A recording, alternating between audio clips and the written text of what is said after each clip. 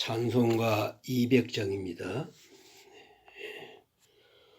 달고 묘한 그 말씀, 생명의 말씀은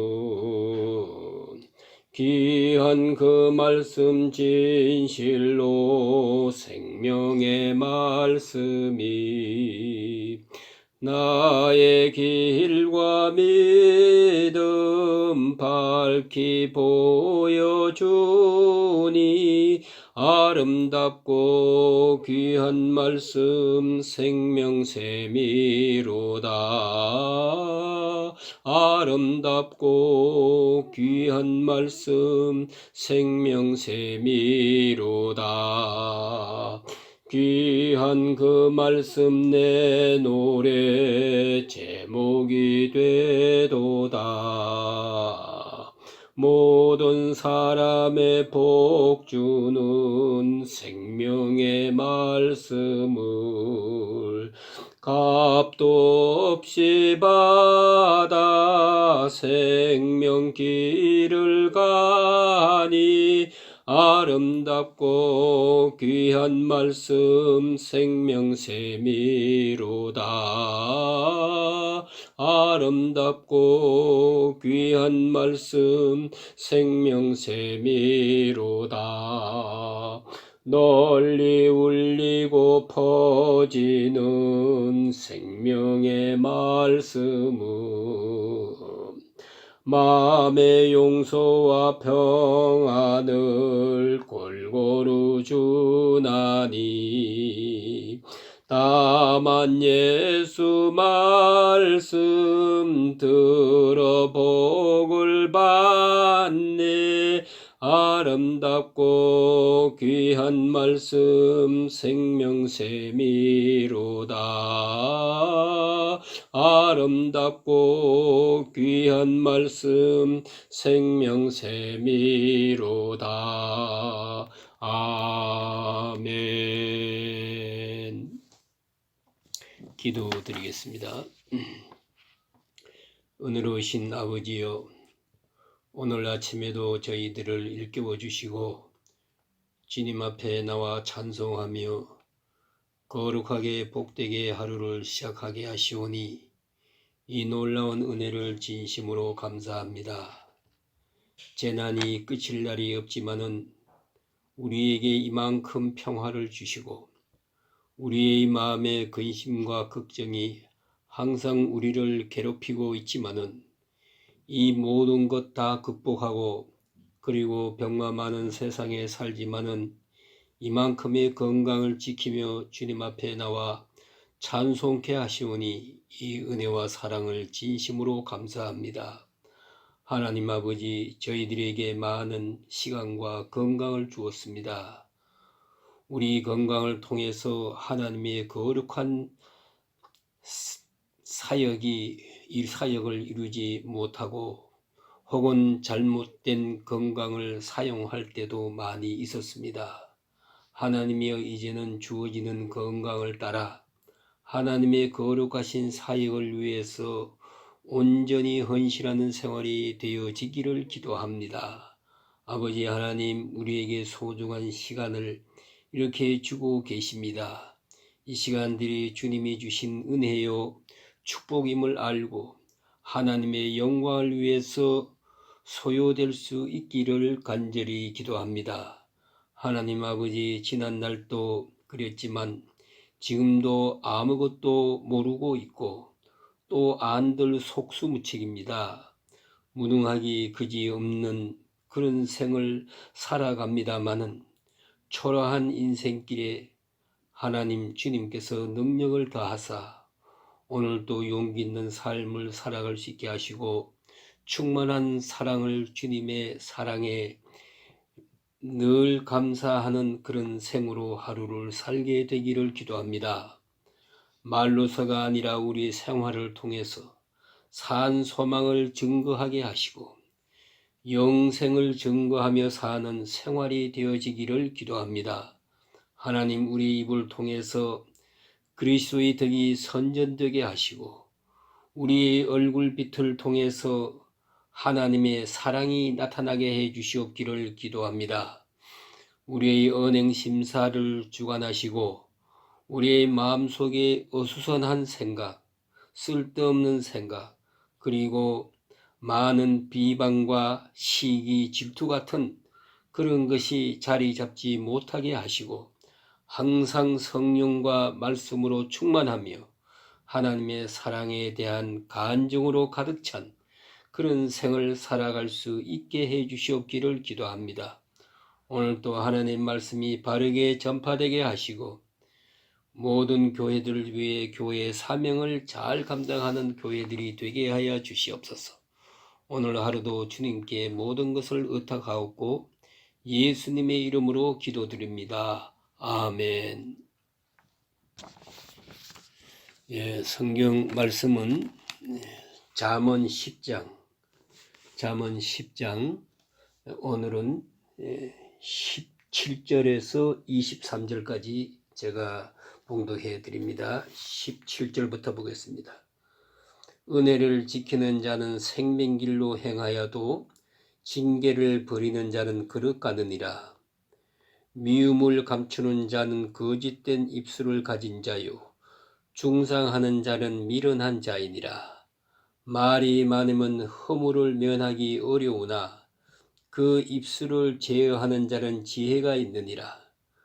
의인의 혀는 순응과 같으니와 악인의 마음은 가치가 적으니라. 의인의 입술은 여러 사람을 교육하나 미련한 자는 지식이 없어 죽느니라. 여호와께서 주시는 복은 사람을 부하게 하고 근심을 겸하여 주지 아니하시느니라.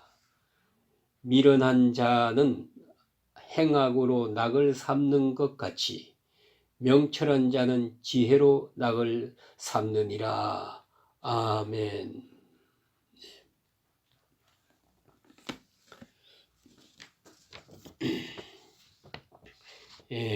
역시 솔로몬의 잠언입니다. 한 절 한 절이 새로운 말씀으로 우리에게 교육하고 또 교훈하시는 것을 볼 수 있습니다. 먼저 17절 말씀은 훈계를 지키는 자 혹은 그 다음에 징계를 버리는 자 이렇게 두 가지로 사람을 구분해서 설명하고 있습니다.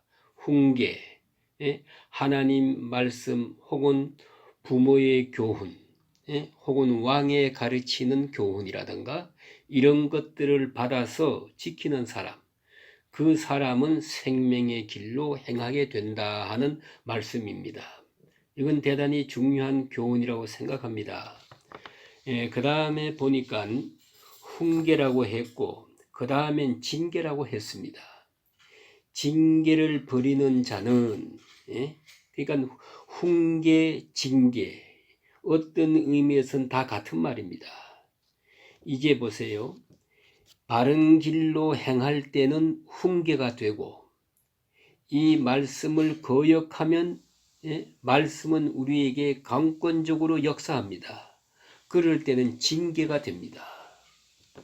훈계를 버렸습니다. 그 다음에는 징계로 나타납니다. 징계도 져버렸습니다. 그러면 그는 그릇된 길로 갈 수밖에 없는 것입니다. 여기서 우리는 생각해야 됩니다. 이렇게 훈계가 우리에게 들려질 때에 그걸 어떻게 받아들여야 하는 것입니까? 항상 그 훈계를 주시는 자의 거룩한 뜻을 받아서 즐거운 마음으로 기원하는 마음으로 순종해야 합니다.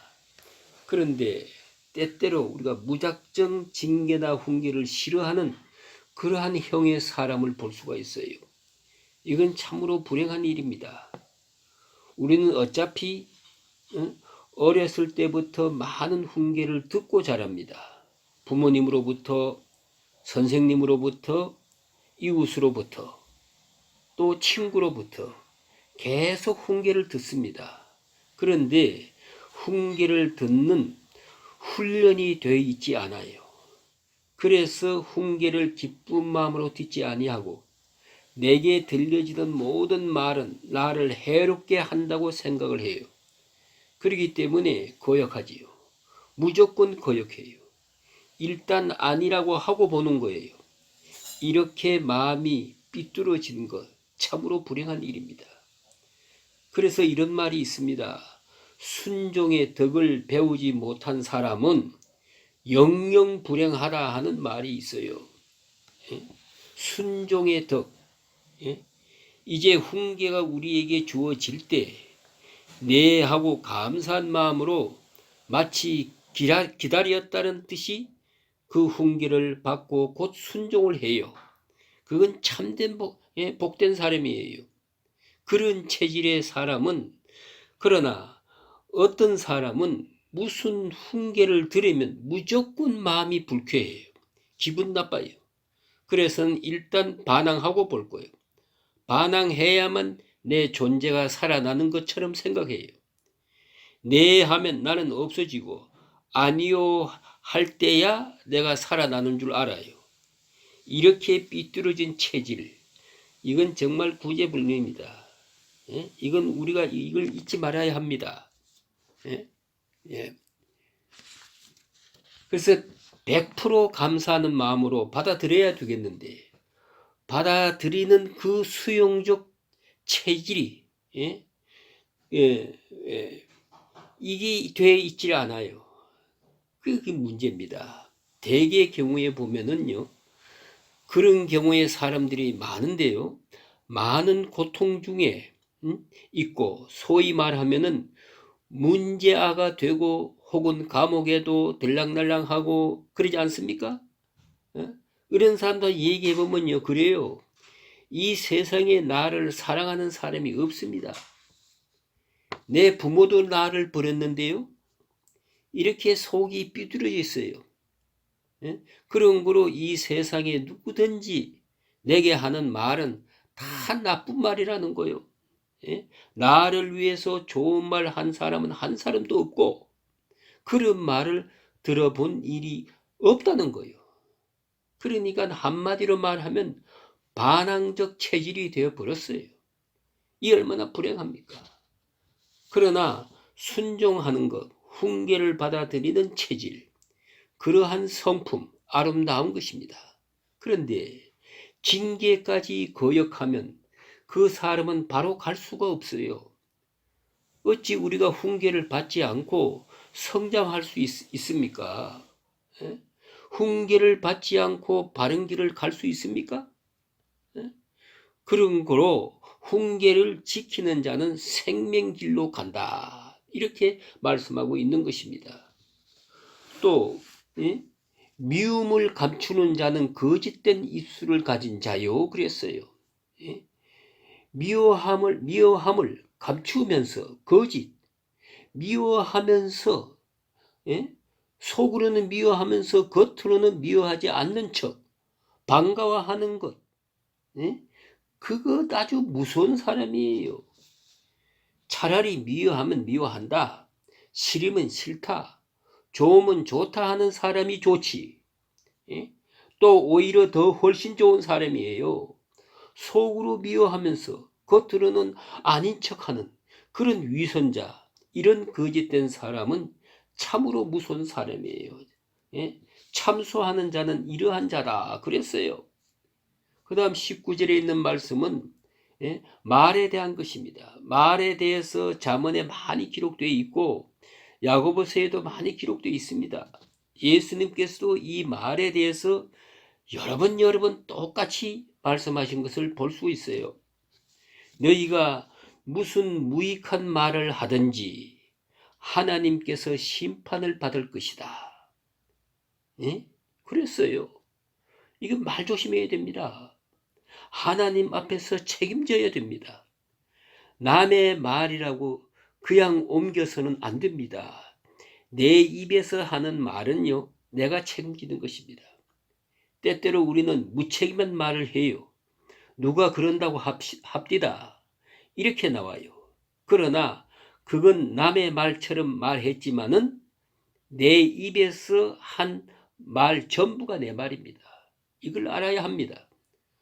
우리는 종종 전혀 책임을 지지 않고 무책임하게 말하려고 할 때가 있어요. 이것은 누가 말하고, 이것은 누가 말하고, 예? 이것은 누가 말하고, 마치 케이스 스타디를 하는 것처럼 이렇게 말해 버리는데 아니올시다. 일단 내 입에서 하는 말은 내 말입니다. 내가 책임을 져야 되고, 거기는 내 인격이 실려 있고 하나님 앞에서는 내가 책임을 져야 됩니다. 내가 아무에게로부터 들은 말입니다. 그것이 내 마음에 맞지 않으면 내가 말할 리가 없거든요. 그렇기 때문에 모든 말은 내가 책임져야 됩니다. 그래서 얘기인데요. 말이 많으면 허물을 면키 어렵다 그랬어요. 아무래도 말을 많이 하다 보면 잘못 말하기 쉬워요. 어떤 때는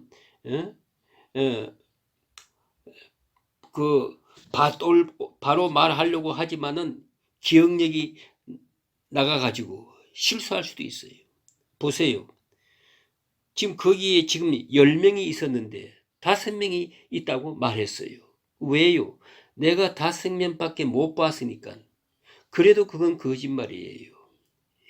10명이 있었잖아요. 그러니까 내 기억력이 좋지 않아서 마음은 그렇지 않는데 내가 기억력이 좋지 않아서 거짓말이 되어 버렸어요. 또 하나는 미래에 대한 말을 할 때는요, 그것이 실천되는 책임을 져야 돼요. 내일 될 일을 얘기했는데 그대로 되지 않았어요. 그러면 거짓말이에요. 베드로 보세요. 예수 앞에 거짓말 하던가요? 저는 그렇게 생각하지 않습니다. 죽을지언정 주님을 부인하지 않겠습니다. 주님과 함께 죽겠습니다 하고 장담했어요. 그때 거짓말하는 것이 아니에요. 진짜예요. 그런데 그 다음날 십자가의 무서운 고난이 다가올 때 그만 모른다고 했어요. 그러면 이제 어제 한 말이 거짓말이 됩니다. 그래서 말이라는 건 말한 대로 실천돼야 됩니다. 그게 실천 못하면 다 거짓말이 되는 거예요. 그래서 말을 많이 해 놓으면 얼마나 책임이 무겁습니까? 그거 다 실천돼야 되니까. 그대로 돼야 되니까 이걸 알아야 돼요. 도대체 말을 많이 하는 것은 허물을 면키 어렵습니다. 아무 가치 없는 말, 아무 생각 없이 내뱉는 말도 하나님 앞에서 그대로 심판을 받아야 합니다. 특별히 헬라 철학이라든가 히브리 종교에 있어서 이 말이란 것은 대단히 중요한 의미를 가집니다. 많은 사람에게 하지만은 기록은 하나님께 되고 있어요. 하나님께 이것이 녹음되고 있는 거예요. 그걸 잊지 말아야 합니다. 그래서 쓸데없는 말 한마디도 내가 전부 책임져야 합니다. 이걸 마음 깊이 새겨야 돼요. 그래서 책임 못 질 말은 해서 안 되고 전부 내 말이란 것을 잊지 마세요. 대개 말 많이 하는 사람을 보면요, 꼭 남의 말로 해요. 누가 뭐라고 해, 누가 뭐라고 그래. 나는 쏙 빠지려고 드는데 못 빠집니다. 당신의 말이에요. 그걸 알아야 돼요. 전부가 내 말입니다. 그걸 잊지 말아야 돼요. 그래서 말이 많으면 허물을 면키 어렵습니다. 일단 적게 말할 필요가 있고요. 그래서 야고보서에 보면은 듣기는 속히 하고 말하기는 더디하라. 좀 적게 하는 것이 좋다 그 말이에요. 그래서 입술을 제어하는 사람, 말을 삼가하는 사람, 그 사람은 지혜가 있느니라 그랬어요. 사실 그래요. 어떤 때는 말 안 하고요. 말하고 싶은 말을 안 하고 가만히 있지요. 가만히 있는 그것만 가지고도 분명히 50% 성자가 됩니다. 그걸 알아야 돼요. 말을 많이 해서 스스로 자기 인격을 이렇게 깎고 있는 거예요. 인격을 떨어뜨리고 있는 겁니다. 가만히 들으면서 싱글싱글 웃기만 하십시오. 모든 사람이 다 좋아해요. 좋은 사람 된다고요. 그러니 말 많이 하려고 애쓸 필요가 없어요. 듣기만 하면 돼요. 그러면 좋은 사람 되는 걸 괜히 쓸데없이 입을 벌려가지고 좌충우돌하고 많은 사람에게 비방을 받아야 하고 자기도 뒤에 후회해요. 뉘우치면서 그러지 말아야 되겠는데 하는 한평생 그렇게 후회하는 인생이 됩니다. 그 다음 여기 의인의 혀는 순응과 같으니와 그랬어요. 의인의 혀는 순응과 같으니와 이게 무슨 말인고 하니까 순은 옛날 우리 책에는 천은이라고 그랬어요. 이것은 무겁다는 말입니다. 천근의 은이라는 그런 말인데 이 말을 들을 가치가 있다는 말이에요. 의인의 말, 그분이 누구냐 하는 것을 늘 조심해야 됩니다. 좋은 분이다. 일단 내가 믿고 존경하는 분이라면 그로부터 많은 말씀을 들을수록 좋아요. 내게 유익이 되고 덕이 되고 내가 지혜로워지니까 말이에요. 그래서 이건 의인의 혀는 의인의 말은 천은과 같다. 순은과 같다. 아주 들을 만한 가치가 있고 많이 들을수록 내가 부해지는 거요. 좋아지는 것입니다. 그런 거로 들으라. 그러나 악인의 마음은 가치가 적으니라고 그랬어요. 이건 악인의 말, 악인의 하는 말, 악한 사람의 마음으로부터 나오는 말은 안 듣는 게 좋아요. 그것이 지혜올시다. 그래서 참 지혜로운 사람의 말은 많이 듣고 악한 사람의 말은 안 듣는 게 좋아요. 그런데 이상하게도요, 사람들은 지혜로운 사람의 말은 안 들으려고 하고 악한 사람의 그 말에는 취미가 있어. 열심히 들으려고 해요. 비방하는 말, 흉보는 말, 좋지 않는 말, 열심히 거기에 흥미가 있어. 그 스릴을 느껴요. 그것도 악취미예요. 그래서 악한 사람의 말, 가치가 없는 말을 듣지를 마라. 애당초 마음에 두지 마라. 안 들었으면 좋을 건데 들은 것 때문에 마음이 어지러워지고 싶어지는 내 운명까지 빗나가는 거예요. 그걸 꼭 잊지 말아야 됩니다. 그래서 선별해서 들어야 됩니다.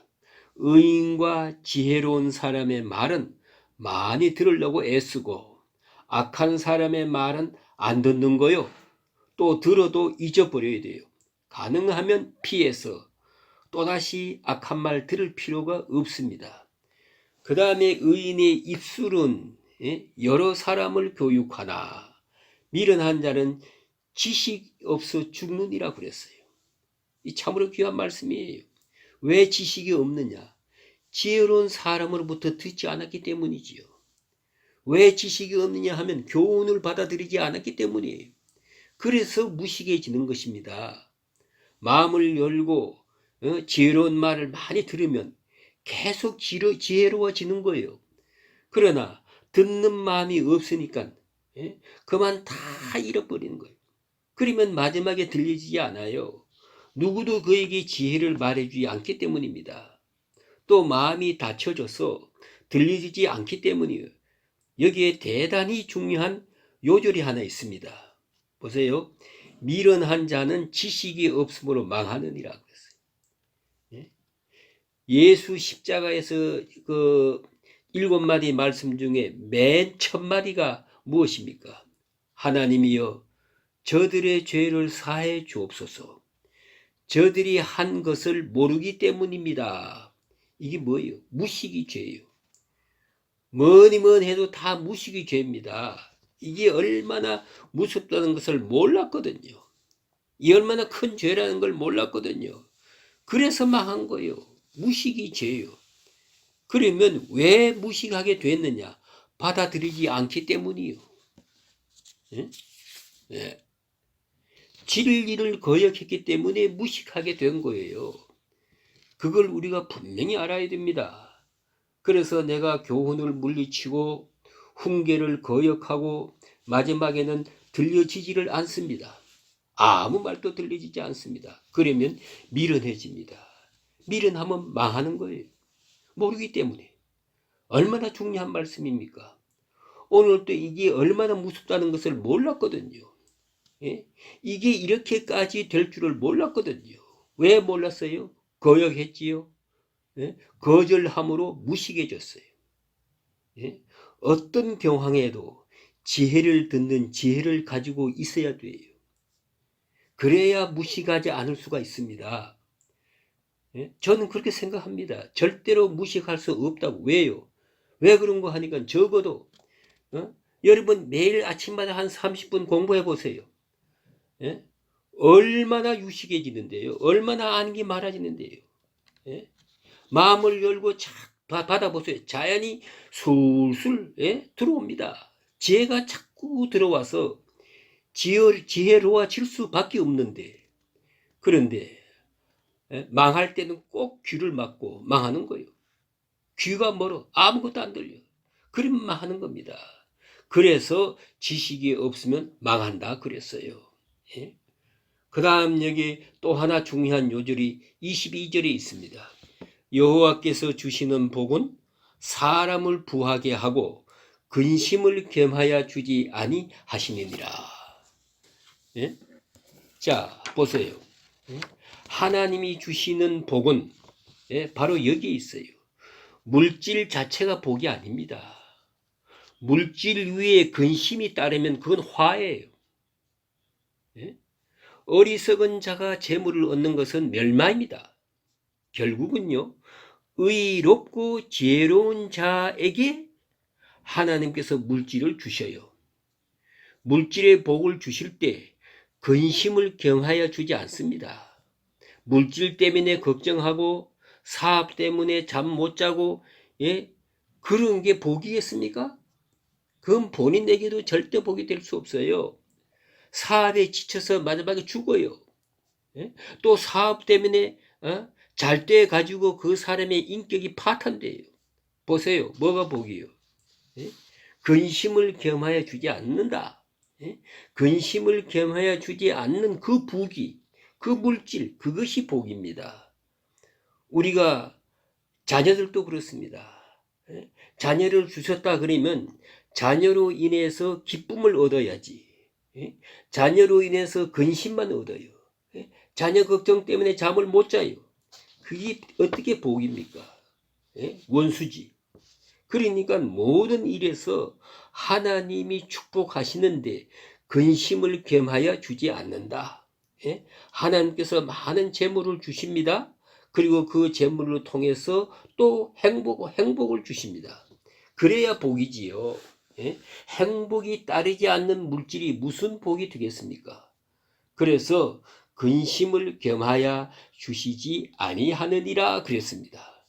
미련한 자는 행악으로 낙을 삼는 것 같이 명철한 자는 지혜로 낙을 삼느니라.